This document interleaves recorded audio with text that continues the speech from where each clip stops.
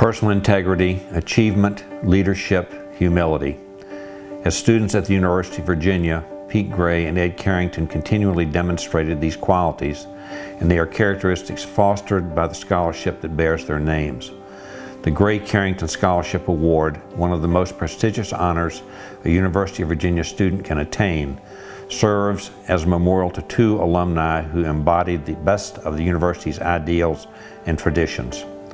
It recognizes student leaders who, like Pete Gray and Ed Carrington, give themselves in ways that benefit all members of the academic community. The award was established in 1970 to honor the memory of Pete Gray, who contributed immeasurably to the university life before taking his bachelor's degree in 1968. A graduate of Episcopal High School who entered the university on an honor award scholarship, Pete Gray was known for his heart and intensity as a three-year performer in varsity football and track. A member of the Raven Society and Omicron Delta Kappa, as well as Zeta Psi fraternity, Imp and Tilka, he was elected president of the College of Arts and Sciences and chairman of the Honor Committee. He received the Alumni Association's Distinguished Student Award and the Atlantic Coast Conference Scholar Athlete Award, and was a Rhodes Scholar nominee. Following graduation, he joined the Marine Corps and won the Leadership Award during officers' training at Quantico Marine Base. As a lieutenant in the 1st Reconnaissance Battalion of the 1st Marine Division, he saw combat in Vietnam, leading 8 long reconnaissance patrols behind enemy lines. Pete Gray died in Japan on July 19, 1970, from injuries sustained a week earlier during a training mission in Vietnam, and he was posthumously awarded the Bronze Star for meritorious service. At the time of his death, it was revealed that he was a member of the Seventh Society. The Gray Memorial Foundation was established in 1970 to administer the scholarship award in his honor, and among those who were to serve on its board of trustees was Ed Carrington. As classmates at Episcopal High School and fraternity brothers at Virginia, Pete and Ed shared a deep devotion to the university. Like his longtime friend, Ed Carrington excelled in athletics and student leadership. Lettering 3 years in football, he was co-captain of the team and was an All-Atlantic Coast Conference selection as tight end in 1966. His 4 touchdown receptions in the 1965 victory over Maryland set a Virginia single-game record. A member of such university societies as Imp and Eli Banana, Ed Carrington was elected president of the class of 1967. He played professional football with the Houston Oilers for 3 years and earned a law degree at the University of Houston. A successful corporate real estate attorney, he was principal partner in the Houston firm of Bonham, Carrington and Fox. He was known for warmth and humor and remained active in the university community, serving as president of the Houston chapter of the Alumni Association, as chairman of the Alumni Affairs Committee of the Arts and Sciences Alumni Council, and as a member of the Alumni Association's Board of Managers. Ed Carrington died August the 22nd, 1986, in a rock climbing accident in Grand Teton National Park, Wyoming. It was revealed then that he too was a member of the Seventh Society. In 1987, the Gray Memorial Foundation moved to make the Gray Scholarship Award a memorial to both Pete Gray and Ed Carrington, who shared many interests and activities during their years at Virginia. That we felt one of the best ways to honor him would be to hopefully start this foundation, which we felt would hopefully eventually be one of the top awards that a student could receive at the university. It has developed even much better than I think all of us hoped it would. It has really, we feel, gotten to be so successful that it's become one of the top, if not the top award that a student can receive at the university. Over time,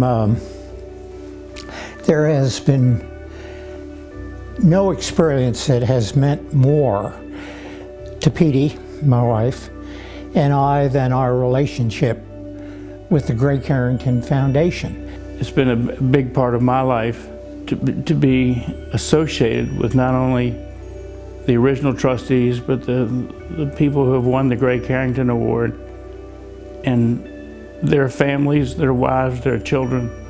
It's been something I look forward to every year.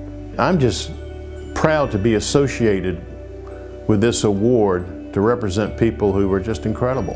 And what's so unique about Gray Carrington's award is that it's narrowed down from what the groups that Ed and Pete typically belong to, and even some new ones. They take the list of anybody whose name is put in and they cull it down to 7. So we're looking at 7 people.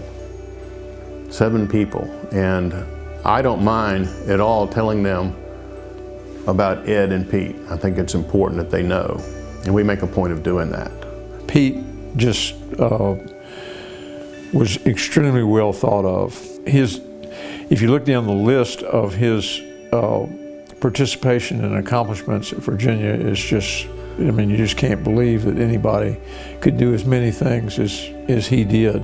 And I was in Vietnam at the same time, so I wasn't really involved in the very start of it, but it's a real tribute to all of his friends, the University of Virginia, who got together and established an award and a scholarship.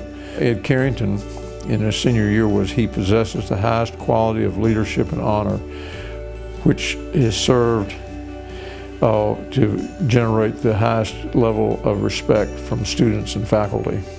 And I thought that was a very appropriate statement for Ed. He was quite a guy. Not surprisingly, Pete and Ed pursued careers at Episcopal which closely paralleled their careers at the university. Another story about Ed was that after his death and funeral in Houston, his burial was carried out in Charlottesville at their family farm. And one of his friends from Houston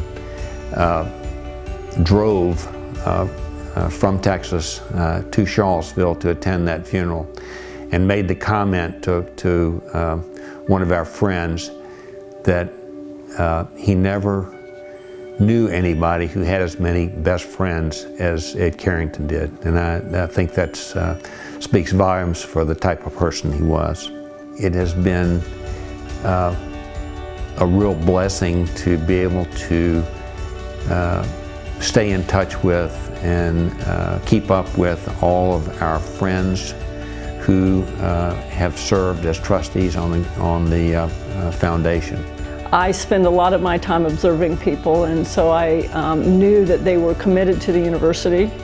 They had a bond among themselves, but yet were all very individual and different. Their commitment, and that they cared very much about the university. They cared very much about Pete and Ed, and who they named the scholarship, and they wanted to stay in touch with who the current students were. That has permeated the entire time. It's become known among the students as one of the toughest interviews, but the one where they feel most challenged and consequently most regarded, so that they really leave there with a feeling. The weekend provides a connection that is very important to the university. In the end, they believe in the students. And what has kept this scholarship intact and as highly regarded as it was early on, it was probably one of the only ones. Since then, many have formed, and many of them come back and say, well, tell me, they want to know the secret sauce to it. They want to know, why does this one work, and why is this one considered, and they want to, they want to emulate it.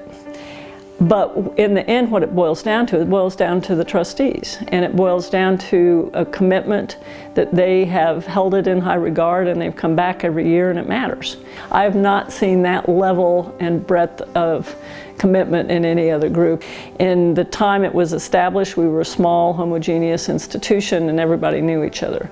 They've been flexible over time to understand that that's not what happens now. What happens now is that we are drawing from every avenue, but we are still after the original criteria. And the continuity has been the same people knowing Pete and Ed.